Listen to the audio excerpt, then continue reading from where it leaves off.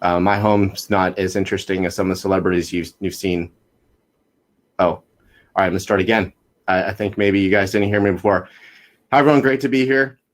It's an honor to have you here in my home. My home, unfortunately, is not as interesting as some of the celebrities we've been seeing showing off how they're at home working. I'm always at home working, so not much different for me, but you may hear a little bit of background noise like all of us are dealing with. So today what we're going to do is we're going to talk about product-led SEO, which is an idea that I always encourage people to think about. And this may be new for you. This may be something you've already done. But either way, I'd love to hear from you and hear your thoughts. Find me on LinkedIn. I add everyone that connects with me on LinkedIn. Send me a message. You can find me on my website, elischwartz.co. I actually have another website, product-led-SEO.com. Find me on Twitter, @5LE. I'm not going to start with any background about myself because I've already shared where you can find background. And hopefully the slides and the message today will speak better for my background in SEO. So let's get started. So we're going to talk about how you do SEO a little bit different than you maybe have done SEO in the past. But let's talk about how most people do SEO. So say your job is to do SEO for a job website. This is Craigslist, but there are many, many different job websites out in the world. Your idea is, or you're tasked with generating traffic for people looking for jobs. So like every good SEO, you're going to go onto a tool, and in this case, we're going on Serpstat, which is a great tool for generating keywords and backlinks. And we're going to look at keywords related to jobs. So you throw your initial keyword in, you throw employment in, you get back some keywords around unemployment. That happens to be something that's quite popular now, unfortunately. You put the word jobs in, you get keywords related to jobs. You put a specific job in, you get keywords related to those jobs. Now we have our keywords, those are our targets.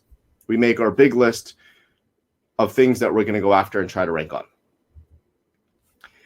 Now with the keywords we have, we're going to use all the best practices that we have been drilled into our heads from the blogs, from conference presentations, from books, from everywhere we've learned about SEO. So you're going to take those keywords and you're going to put them in your title tag. You're going to make sure you have 1,000 words of copy. A newer thing that we work on is we're going to make sure our title is clickable. And if this is not something you're already doing, then this is something you should start doing. And what this means is you don't want to have a title, and I've been doing SEO for a really long time. And, I originally, one of the bigger roles I had was in working on SEO for an automobile site. So helping people to read content about cars. So the keywords I would target were related to cars, say a Honda or say a Toyota Prius. And my title tags were full of keywords. So it would say like Toyota Prius hybrid comfortable car. That is not something that anyone is going to click on when they go into search results looking for a Toyota Prius. But I ranked on things because that's the way Google looked for title tags. So now we know that we should actually be optimizing towards getting people to click. Our title needs to be more interesting. It may not be so important that we rank #1, but it has to be enough that people are willing to click when they see the search results. So if you're not doing that, something you should start doing right away. Next, you want to have a powerful snippet. Same idea. So meta descriptions, they don't really count for SEO. They're not factored into the algorithmic ranking as far as we know. And it's probably true from all the testing I've done. However, same idea as the title. You want to have a snippet that when people look at the search results, there's something interesting about your particular result, and they're going to want to click.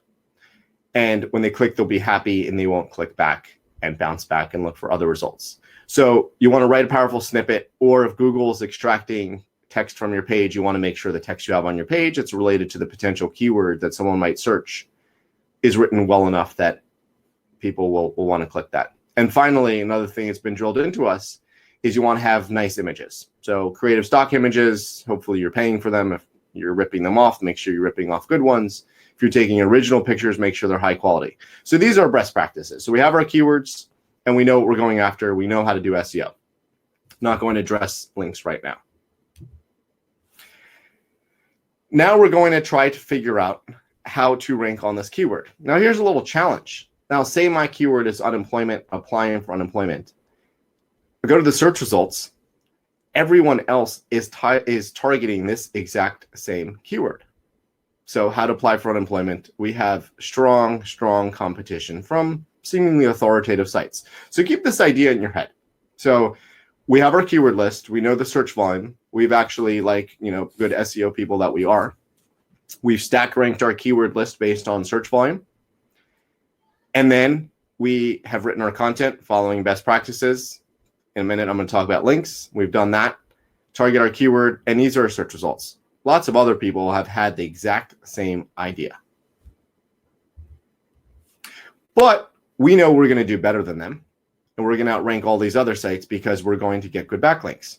So continuing on our process of what everyone else does, we're going to go into a backlinks tool. Serpstat has one. We're going to find our competitors' backlinks, and we're going to go after those. We're going to reach out to a bunch of people that are in our niche, try to get links from them. We may be a little bit grayer than others, and we may find some places to buy links. I'm not going to weigh in on that right now. Or we may reach out to media partners and do some PR and get some links. That's how we're going to rise above on getting our page ranking. And now with all that, so we've got our keywords. We're going to start tracking them. We're going to build a report. We're going to see how many of our keywords are ranked in the top 1, 3, 5, 10, 20. There are many keyword tools. Serpstat has a tool that helps you to track your rankings. Now, one of the challenges on this approach is that, say we have this keyword list of 1,000 keywords, there's only so many ways we're going to target these keywords. And our ability to write content is limited by the resources we have to invest in that content. So now we're targeting 1,000-word posts. If you're getting low-quality posts, maybe you can pay $50. That's probably not something anybody's going to convert from. If you're going after high-quality posts, 1,000 words could cost you upwards of $500. Now, it depends how much you're willing to invest in that. Content is going to be very expensive. The keywords we're targeting, the more keywords we have, and if we're consultants, we're trying to give our clients long lists of keywords. If you're an employee, you're trying to show your boss that you have a long list of keywords. If you own your own business, then we really have an issue. Don't focus on those long lists of keywords, because every piece of content you're going to write is money coming out of your pocket. Now, again, this approach, the biggest challenge with this approach is that all the keywords you find, you now need to know which ones to spend money on, because content is absolutely not free. So essentially, each one of these keywords has a price. But these are some of the other challenges which I find when you're doing traditional SEO. You look at a keyword list, and again, we stack ranked our keyword list by the amount of monthly searches. And when I started doing SEO, there was this idea of doing a click curve, which was this concept that each one of your keywords had a certain amount of search volume per month. And based on where we thought we were going to end up ranking, there was a ideal click rate or click-through rate on that keyword. So we estimate, we're not aggressive, and we're not, we're going to be very conservative with our planning. So we'd estimate that we're going to rank not number 1, but we're going to rank around number 5. And around number 5, we have a click-through rate of, let's say, 2%. So you take your keywords and you multiply that by that estimated click-through rate, and that is the amount of traffic that you think you're going to get from those keywords. Now, 2 challenges with that. The first challenge is that there's no such thing as a click curve anymore. I've worked with sites where on non-brand keywords, they can have as high of a click-through rate as 80% for position number 5. Or on a branded keyword, they may have a click-through rate of 40%, and other branded keywords, they may have a click-through rate of 10%, all at number 1. Or you could have a keyword that's at number 10, and you would assume that you'd have a click-through rate of less than 1%. You have a click-through rate of 10%. So click-through rates are really all over the board. There's no such thing as estimating exactly what you're going to get based on the position you think you're going to have. That's a straight up math problem having to do with estimating your traffic. The other problem is you've picked your keywords, you stack rank them based on the amount of traffic you have for each of these keywords. You assume you're going to get an average position of, say, 5. Now you do everything possible and you don't get that position. You just don't get there.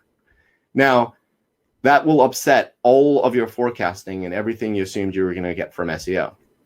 Now, the primary reason you're not going to get that keyword ranking is because Google doesn't think you are relevant enough. So you've thrown all your eggs in this basket. These are the keywords. This is the content I'm going after. And you just don't get it because Google doesn't think you're relevant. And my best example from my past of this being the case is I spent almost 7 years at SurveyMonkey leading SEO and a variety of other roles. When I first joined SurveyMonkey, it was earlier. It was when things were easier on SEO, when there was, it's a very authoritative site. When PageRank was a thing, it was a PageRank of 9. I think domain authority, we've always been over 90. Maybe now it's dropped a little bit. Very authoritative website. Anything we wanted to rank on, we potentially could rank on without too much of a challenge. When I joined, we ranked primarily only on branded keywords, and there was a couple non-brand keywords we ranked on, such as online survey, online surveys, survey, and surveys. So the plural of that. Now, for years we ranked on that. And then one day we noticed that we were no longer ranking on the plural of surveys and the plural of online surveys in the UK. That was the first country we noticed this. And then it led into us not ranking on those keywords in other countries. What happened is that we started being outranked by sites that allowed you to take surveys and get paid to take surveys. Probably not something any of us listening to the webinar would do, but if you're bored and you're at home and you're looking for a way to earn some money quickly, you take some surveys and become part of a panel. There are a number of sites that do that. They'll give you Amazon gift cards. They'll give you a variety of points. Now, those sites, if we're talking about PageRank at the time, we're talking about domain authority, would have a PageRank of 3, would have a domain authority of 30 or 40. Yet they were able to rank number 1. In SurveyMonkey, we went from our former number 1 position to number 10. We had all the domain authority in the world. And what happened is that Google determined that when people searched the plural version of survey, they were looking to take surveys, not create surveys. And there was nothing we could potentially do. We had all the keywords on the page. We had all the possible links. We had all the history. We had everything right if you were just measuring on a table what we should be achieving in order to rank on those keywords, and we just could not. And the lesson that I take, and anybody listening should take from this, is that you could put everything right, you can get all the right links, and you just may not get that keyword you're looking to rank on. Now, the second thing, which I think is potentially more important than not achieving the rank, is say you manage to rank on the keyword, how to apply for unemployment, because that's what we were just talking about. And the product you sell, again, is jobs. You're looking to help people get a job. You maybe make money when people apply for a job through your website. Now, applying for unemployment will definitely have a lot more search volume than a keyword like accounting job in New York City, or a even more specific job, software engineer number 2 or level 2 in Raleigh, North Carolina. But we've chosen to write content around how to apply for unemployment because the search volume was very high. Now, say we actually did rank number 1 on that keyword. There's not a chance that we're really going to monetize and do anything successful for the business, because people will learn how to apply for unemployment. They're not going to learn or decide to apply for the job that we're going to make money from. So we put all our eggs in this basket of going after keywords and ranking on keywords, but it doesn't do anything at all for the business. And remember, we talked about the cost for investing in your content. So you've invested in this content. There is no potential ROI. It's a complete waste of money. The third challenge, which is an even bigger issue, is that say you decide to go after all these keywords and you're tracking your rankings and you are doing amazing. You have gotten all these keywords and you're ranking number 1 on how to apply for unemployment. You are you're on the top 10 for every other keyword you're targeting, but it doesn't matter because Google has decided that you should rank on some other things. And because you're focused only on these keywords, you're missing out on lessons that Google's trying to teach you about some other things you should rank on, because you're not tracking that. You are only focused on the keywords from your keyword list. You're only focused on the rankings you're getting from those keywords. Now, I always, whenever I work with clients and when I work full time with companies, I always try to train executives that are measuring SEO that rankings are not a KPI. It is a complete vanity metric. It is a complete waste of time to measure rankings only. You could measure rankings for looking directionally how your SEO is working, but measuring rankings as the primary KPI, putting on a banner, I rank number one for this big industry keyword. It doesn't do anything for you because it may not be driving any revenue, like I mentioned earlier. You have to be tracking metrics that help you to drive revenue. Now, if you're only focused on the keywords from your keyword list, you may be missing out on some of the things you should target. Google is giving you quality rankings. There's a site I worked with that the number one keyword driving traffic to them from all of their non-branded keywords, they did not actually use those, it was those three words at all anywhere on their website. And they were not focused on keywords because I trained them that they should focus on keyword rankings. I showed them this from their Google Search Console, which is the tool that I primarily like to use for learning and measuring. And from that, we were able to figure out that there was a ton of demand, and we'll talk a little bit about how you pick the keywords, but there was a ton of demand around these three words, which indicated they should build more content around it, and they did, and it helped all their other metrics, primarily revenue, move in the direction they wanted to move. So if you're only focusing on keywords, you're missing out on a lot of the other things that potentially will be helping out your business. So these are the challenges of the keyword-centric approach that everyone else and most people are doing around SEO, which is, again, is using keyword research tools to find the keywords you want to track, writing content to rank on those keywords, and then finally, that's your only goal, trying to rank on those keywords, what you're going to do when you rank on them and what you'll get out of it. So now let's talk a little bit about a new approach. Instead of using keyword-driven SEO, I like to focus on what I call product-driven SEO or product-led SEO, which, again, instead of using keywords, is focused on the people or the product that will be searched online. So let's explain what that means. Instead of starting with a keyword research list, I start with people. So a couple of ways you could do that.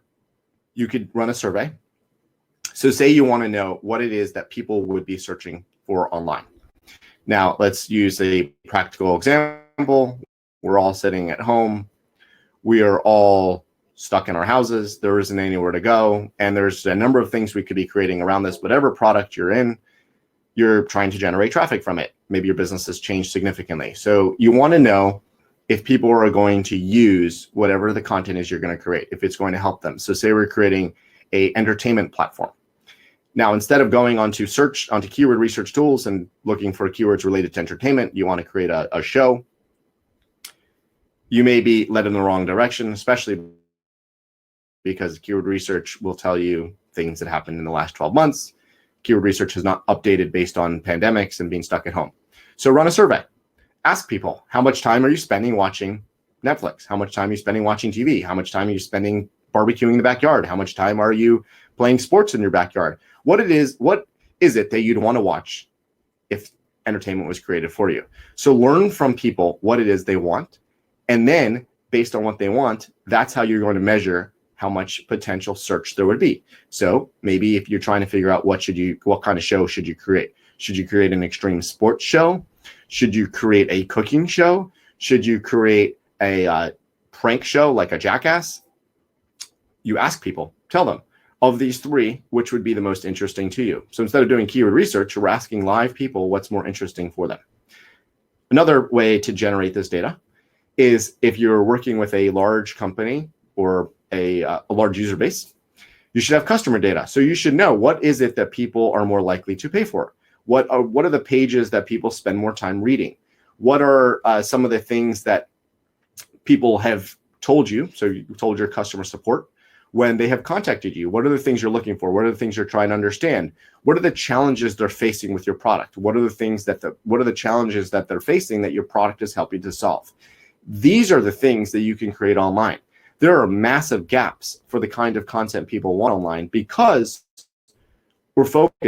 too much of us are focused on writing content for what keyword research tells us to write, rather than talking to the people and asking them what it is that they want,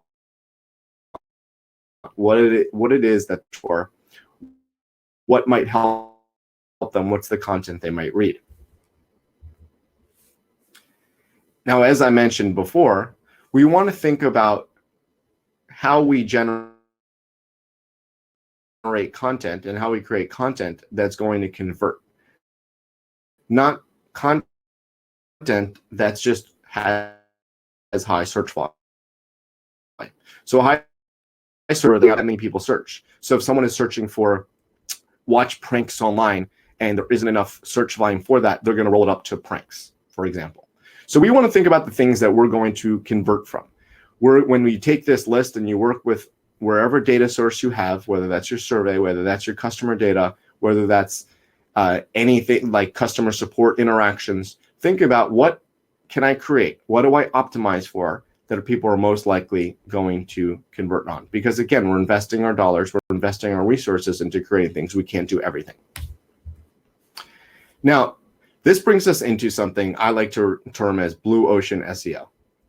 So there's a concept, famous business book called Blue Ocean Strategies. And it talks about there are two kinds of business ideas. There's something called a red ocean and there's something called a blue ocean. And I'd strongly recommend anyone read it. So if you think about when people are creating business ideas, a red ocean is somewhere where it's highly competitive and you need to differentiate based on product offering. You need to differentiate based on price or service. Think about the taxi industry. So if you were, 10 years ago, you want to create a new taxi company, you would have to be have better service. You would have to have more comfortable cars. You'd have to have better pricing. Your marketing would have to be more aggressive. All those things just to kind of stand out from all the other people that do the same job of being a taxi or bringing people from point A to point B, whatever method that is.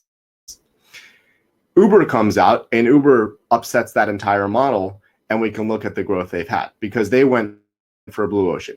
They provided a service online, on mobile, that no one else was doing, and the growth was infinite. So if you think about a red ocean, the demand already exists. And again, I'm dumbing this down and making this very short. But when you go into a red ocean, well, the demand is set. When you go into blue ocean, it's uncapped because there is no addressable market. You are actually creating your own market, right? There's no way to measure that. So from an SEO context, a red ocean is you're going into keyword research tools and you're writing the exact same content that everyone else is writing. A blue ocean is you're going to your customer data. You know that your customers want something. You're going to create it and you're going to create your own demand. And in a moment, I'll give you examples of what that means. But there is no cap. The search volume is infinite because you're creating a demand and providing a product that everyone wants. And that scales until you actually become your own competition, until you have your own page, until you have your own content that is satisfying every possible demand. So going back to the conversion for a moment, when we think about conversion, if there is only 100 people that search on something every month, because that's what keyword research tools do, they measure how much monthly search volume is, and you think you can convert 3% of that 100. So say for a moment, 50% of those 100 people searching actually end up on your website, and 3% of that total 100 you can convert. Now, what most of us are doing is we're targeting keywords that have high search volumes, say something like 10,000 searches per month. And our conversion rate on that, because our click-through rate is going to be fairly low, it's very competitive, may only be 0.01%. For those of you that aren't math geniuses, I'm certainly not one. I had to do this with a calculator. That's one.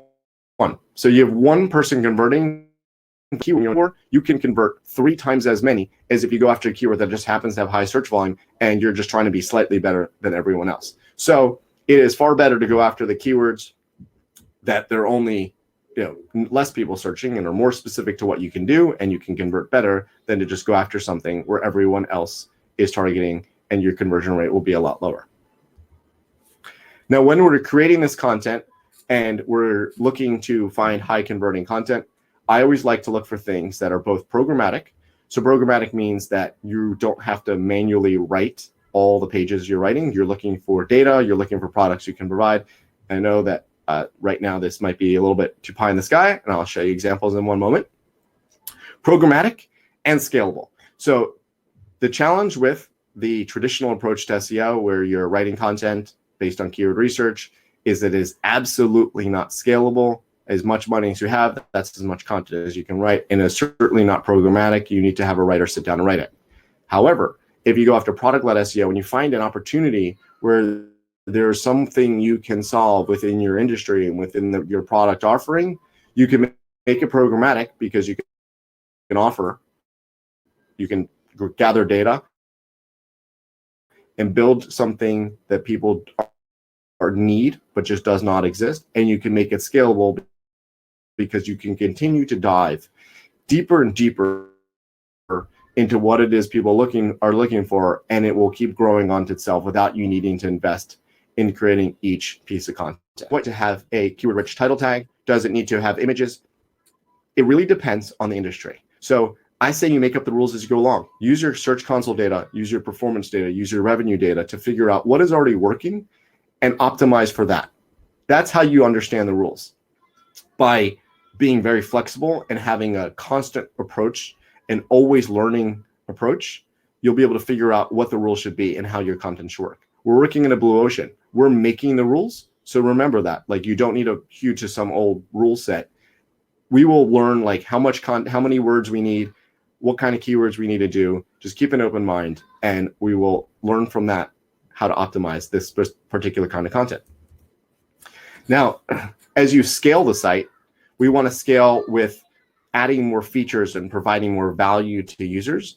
And let's say you get more money and you have more resources and you're able to invest in more content. So you want to build out more based on providing more products and usefulness to your readers and to your searchers and to your users, rather than here's another keyword list. I'm now going to have 1,000 words I'm going after for the next 2 years. You want to have a product roadmap. And I approach SEO purely from a product standpoint. What are the products I can create if I had more resources? If I had more engineers, what's the value I can offer my users? How do I spend more money on that? Rather, oh, I have more money. Let's spend more money on writing more content. Now, these are the examples. So think about, for a moment, TripAdvisor. When TripAdvisor was created, there was no search volume around hotel reviews. If we were building TripAdvisor from scratch today, and you want to think about like, what should you optimize for, and you were doing it in the keyword-centric way that most people are going to do SEO, they would look at keyword search volume and say hotel reviews. Oh, which is the #1 hotel review? Let's say the most popular hotel is the Waldorf Astoria in New York. So I'm going to write a blog post about what it's like to stay in that hotel. Now let's go after another hotel. What's it like to stay in the Ritz-Carlton in Miami? There's another review. Instead, TripAdvisor focused on the product. They built a product out that enables them to scale to every single hotel in the world. Once they were done scaling to every hotel in the world, and again, they didn't look at search volume to decide how to build that. They looked at customer value to know that this was something people wanted. And then once they built that, they translated into other languages and created more demand. So maybe they invented their own demand. This was a blue ocean for them. They invented it in English, and then they were able to go on and invent it again in Spanish, and invent it again in Portuguese, and invent it again in Russian. And look at their success today. They are always in the top 1, 2, or 3 for hotel reviews. So they have dominated by creating a good product, not by picking out keywords that they knew they were going to rank on. Because at the time when they started, there was no search volume for any of these keywords. And then my favorite example of this is Zillow. Zillow created, and for anybody that's not familiar with Zillow, go to Zillow.com, check it out. But in the US, and I believe now in Canada, they have a page for every single address in the country. So there's every single house has pictures and potential value of that house and other facts about it, as if you may want to buy that house. There was no search volume whatsoever around people's addresses. The keywords they target are people's addresses, not, of course, they rank on things like real estate value, but like that wasn't what they were going after. They were going after people's addresses. They created demand for a product that did not exist, and now everyone else is copying them. And when it comes to address search, they dominate. So these are examples of companies that are building something and focused on the user. Zillow knew that users were looking for real estate values. Zillow was able to figure out that people wanted information on each particular address, whether they were a homeowner, or potential homeowner, or an investor. And they built an amazing product for that, and they continue to add value on the product and focusing on that rather than additional keywords they can capture. Because additional keywords they can capture, no one is searching for yet until they have created the search volume. And then exactly like with TripAdvisor, and the example I did not mention was on the previous slide, was Amazon. So Amazon, because they created the structure, the product. So surgical gloves is something everyone wants to buy right now. They rank number one, but they didn't optimize for ranking number one. 20 years ago or 18 years ago, whatever it was, they optimized for building an amazing e-commerce experience and potentially ranking on every single product people might search for. And now they're able to rank number one on something they never optimized for that everyone wants. And they're going to rank on all the other similar terms that they could possibly rank on, and no one else can catch them.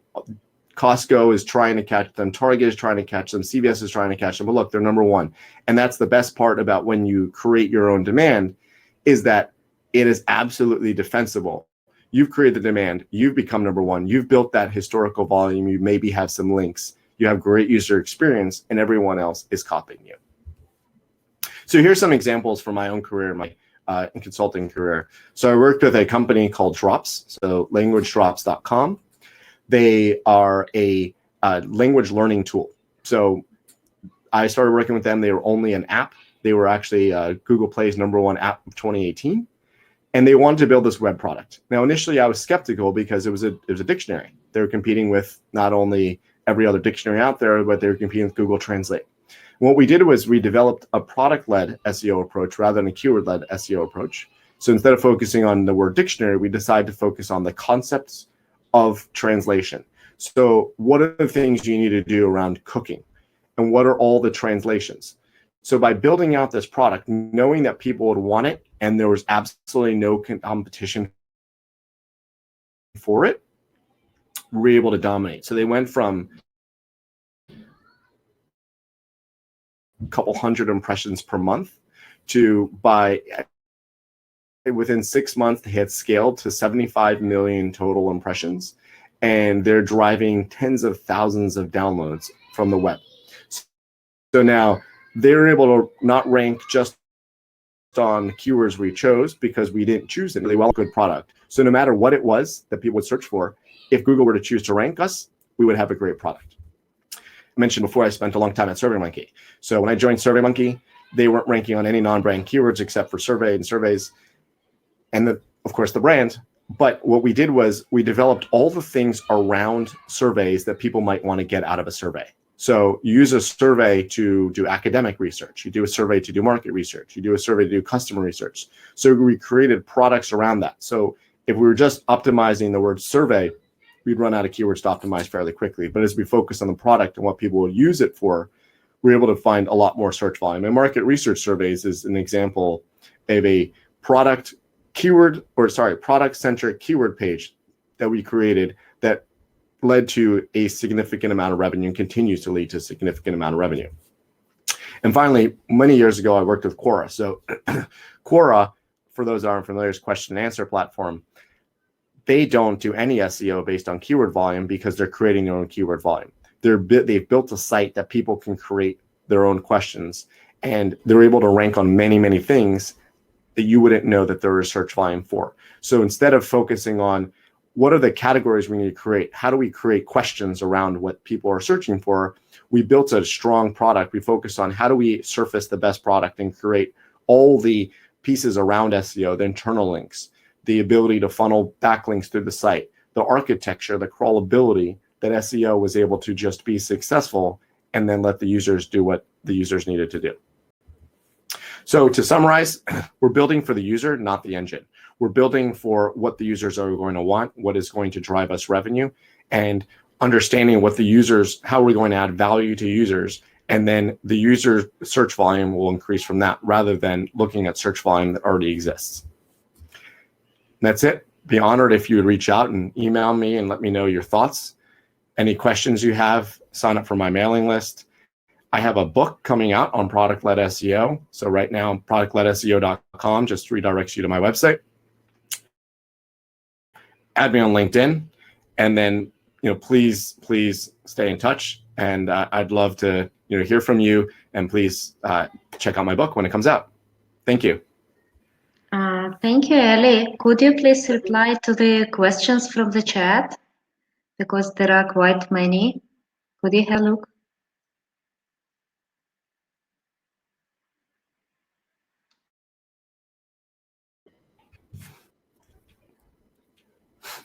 Maria, I can't hear you. Yes, could you have a can look at the questions at the chat too? Okay, Thanks for your presentation, it was great. And there are several questions which people wrote for you here. Could you have a look? Okay, so I have a question from Frankie on starting a local site in a competitive niche.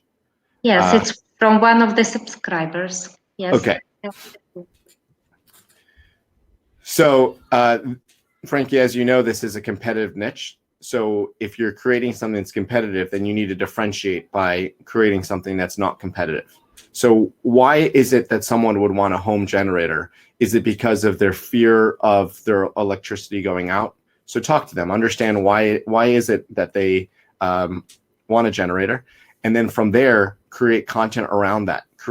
Go towards the top of the funnel. Don't just optimize for home generator, optimize for things like rolling blackout, optimize for survival kit that you need in your house. Like understand the motivation for that and build the content. And then you can bring people down that funnel of, oh, you have these fears around rolling blackouts. You have a fear around your fridge, everything in your fridge spoiling, get a home generator.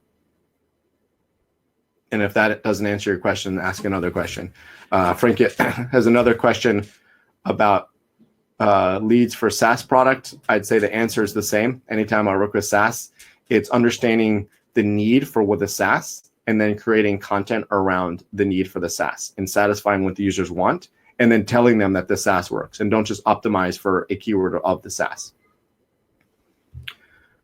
Another question from Frankie, or actually let's skip and go. Rana has a question around it's not achievable because of high cost. I beg to differ. It can actually be much lower cost and a higher revenue. So Ron, if you could ask a specific example, we can talk through that. Xavier thinks that it takes 6 to 10 years. It does not take 6 to 10 years. It actually works much, much faster than any other approach to SEO because you don't have any competition. So if you're creating a Zillow, yes, that may take you 6 to 10 years, but everything else I've done has worked significantly faster because, again, there is no competition and the search volume within about month number 2 will start hockey sticking.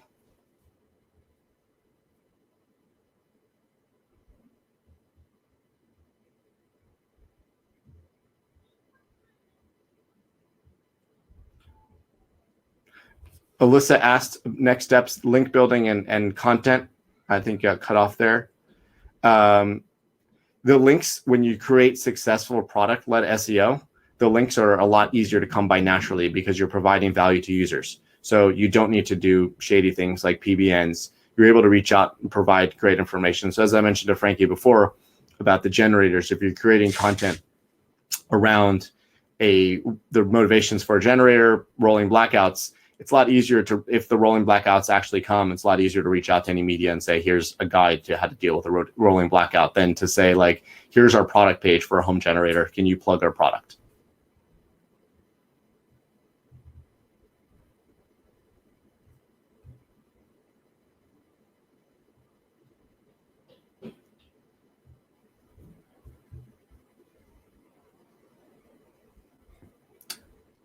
A question around schema.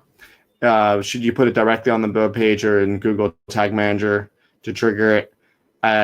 It works better if it's directly on the web page because if there are any issues around Google processing JavaScript, because Google does actually process JavaScript, but they do it a little slower, they're not going to see it as fast as if you have it on the web page. So Google Tag Manager works. It will just take a little bit longer to show up, but I recommend it being directly on the page.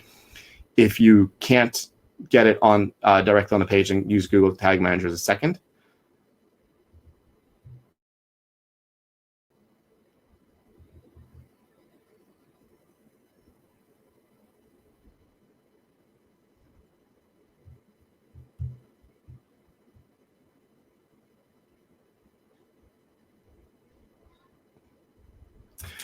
Ron asked, how much does a profitable Blue Ocean SEO strategy cost?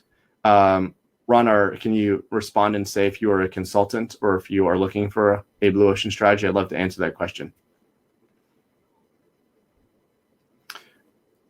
Question about local-based SEO tips for a bottled water delivery service. So again, the same thing. If a local company can provide local tips on drinking the tap water and why it's healthier to drink their bottled water, and then encourage people to drink their bottled water from there, they can differentiate. And I don't know that is the best channel for selling bottled water, but they can differentiate from anybody else that is selling bottled water.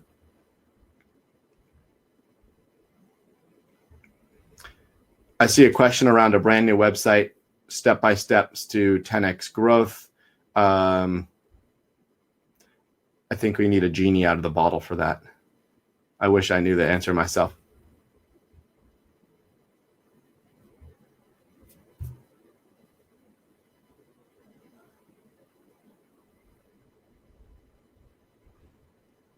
Ross asked a question around expanding to foreign markets like the USA.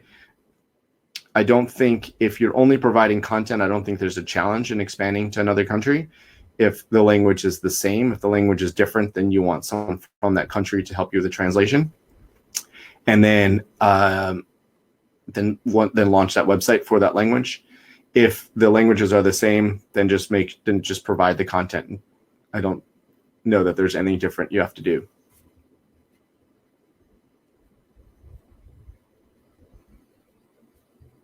I think I got all the questions. Maria, was there anything else I missed?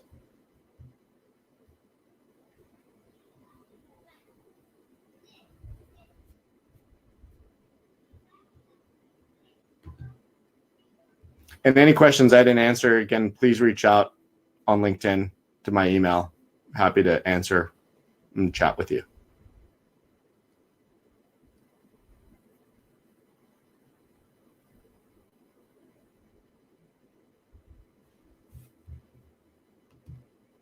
Any other questions?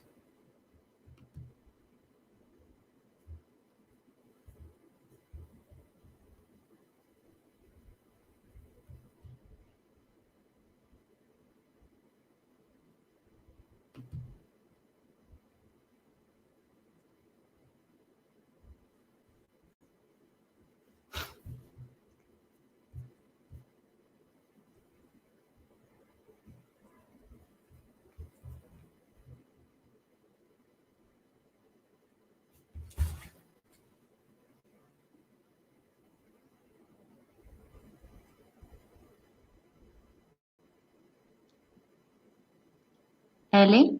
Yeah. Do we have any other questions? Yes, there was a question about the survey. Where do you start the survey? Website, newsletter, ad? Which is the source of your survey? Which channels do you prefer?